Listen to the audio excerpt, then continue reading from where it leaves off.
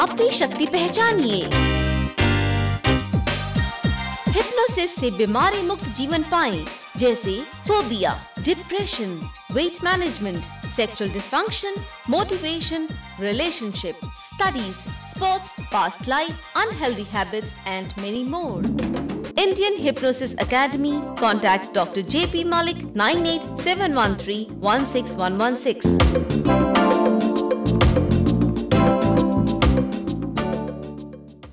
नमस्कार, ये है कार्यक्रम hypnosis and health.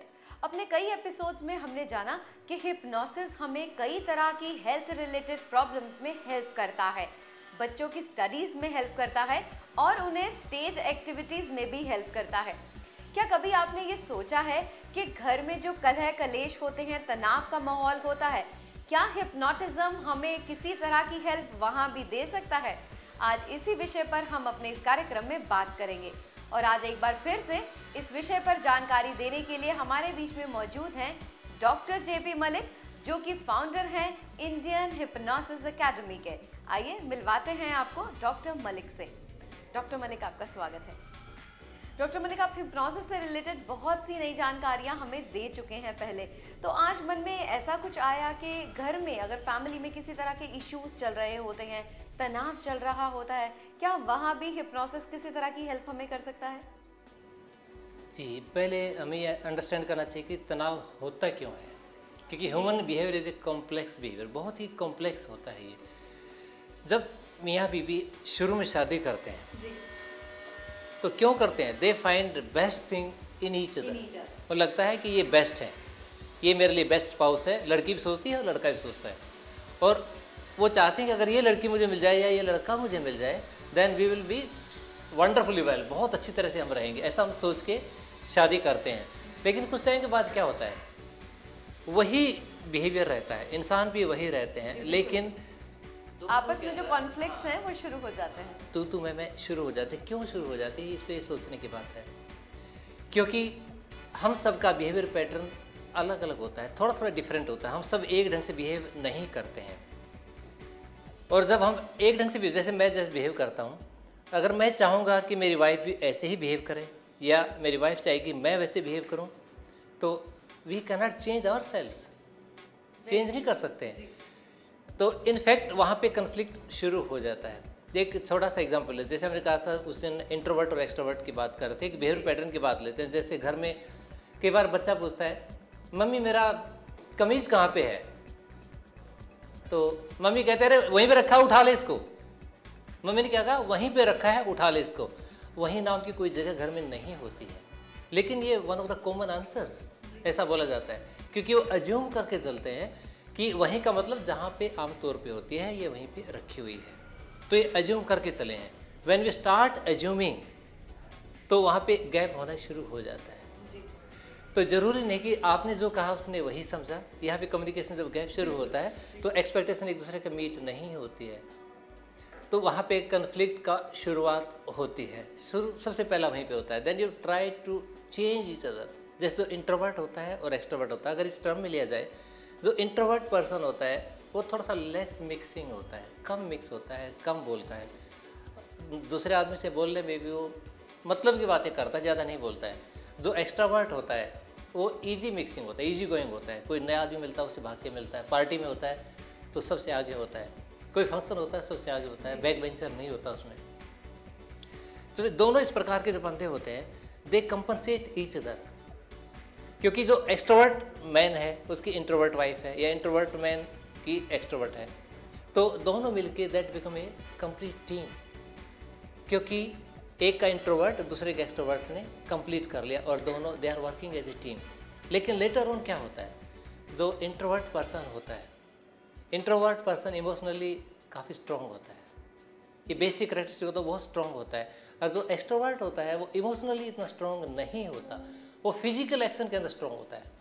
Physical action के लिए फटाक से शुरू हो जाता है, और वो तो दोनों एक दूसरे को चेंज करने की कोशिश करते हैं। शुरू का जो पीरियड होता है दैट्स ए एक्टिंग पीरियड, जो शादी के बाद कुछ दिन का पीरियड होता है वो एक्टिंग पीरियड होता है।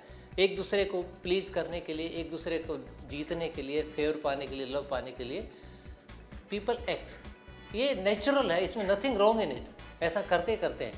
लेकिन धीरे धीरे आदमी अपने नेचुरल बिहेवियर पर आ जाता है, वो गैप शुरू हो जाता है और एक दूसरे की एक्सपेक्टेशन जब मीट नहीं होती हैं तो वहाँ पे कलह शुरू हो जाती है।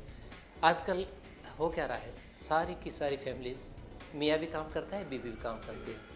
जैसे लाइफ का कॉस्ट बढ़ रहा है इसलिए सभी काम के अंदर फंसे हैं।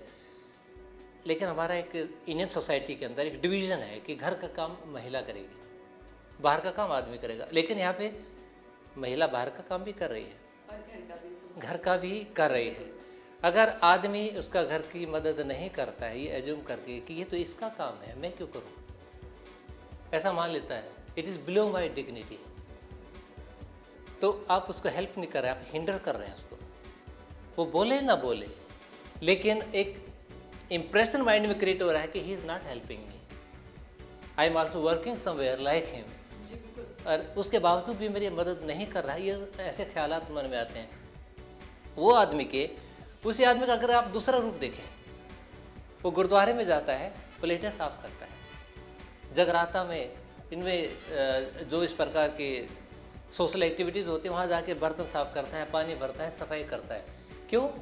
क्योंकि वो कहता है कि मैं अपने सारे घमंड को, अपने जो फालतू चीज़ का ईगो है उसको मैं यहाँ पे वॉश आउट करता हूँ, ये मैंने ख़त्म कर दी है।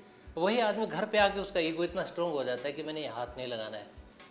क्या घर कोई मंदिर नहीं है? आपका घर भी तो एक मंदिर है जी। वो भी एक गुरुद्वारा है। अगर आप उसके अंदर भी वही भाव रखते हैं, अगर you should be thankful to the family members, आपके वाइफ से, आपके बच्चों के लिए, if they are giving opportunity to work, instead कि आप कहें कि नहीं आपने ही करना है, आप वहाँ भी तो सेवा कर रहे हैं, क्या वो इंसान नहीं है?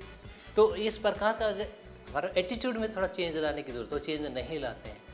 इसके अलावा जो हमारा कम्युनिकेशन पैटर्न होता है उसमें भी बहुत कॉम्प्लेक्सिटीज़ है।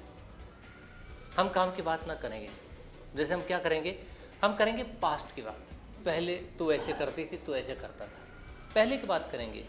वी आर इग्नोरिंग प्रेजेंट, तो प्रेजेंट इग्नोर कर दिया तो प्रेजेंट पे कोई एक्शन नहीं हुआ, और जो पास्ट की मेमोरीज वाले हैं दे आर ऑलवेज हिंडरिंग, वो हेल्प नहीं करेंगी जी। या फिर आप क्या करेंगे, आप कंपेयर करेंगे पड़ोसी के साथ, वो ऐसे रहता है, वो ऐसे रहती है, तू ऐसे रहता है, तू ऐसे रहती है, तो कंपैरिजन हो जाता है।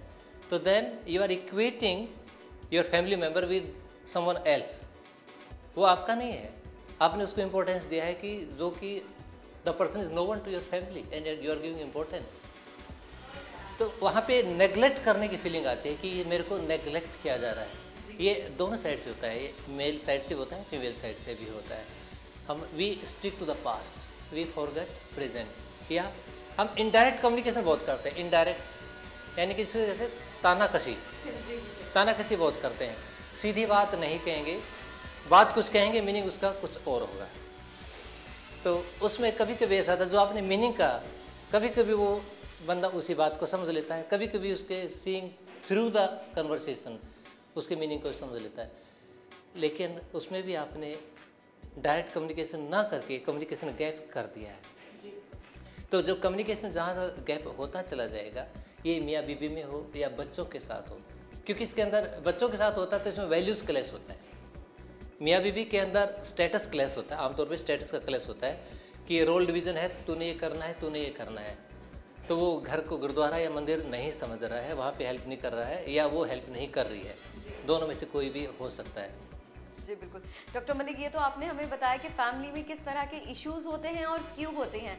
हम आपसे ये भी ज़रूर जानना चाहेंगे कि हिप्नोसिस किस तरह से इस चीज़ में हेल्प करता है, लेकिन शायद वो आज मुमकिन नहीं है क्योंकि अब वक्त हो चला है लेने का अपने व्यूअर्स से इजाज़त। हम चाहेंगे कि हमारे आगे आने वाले एपिसोड में आप इस विषय पर ज़रूर हमें जानकारी दें। हमारे आज के इस एपिसोड में इतना ही, लेना चाहेंगे आप सभी से इजाज़त। नमस्कार।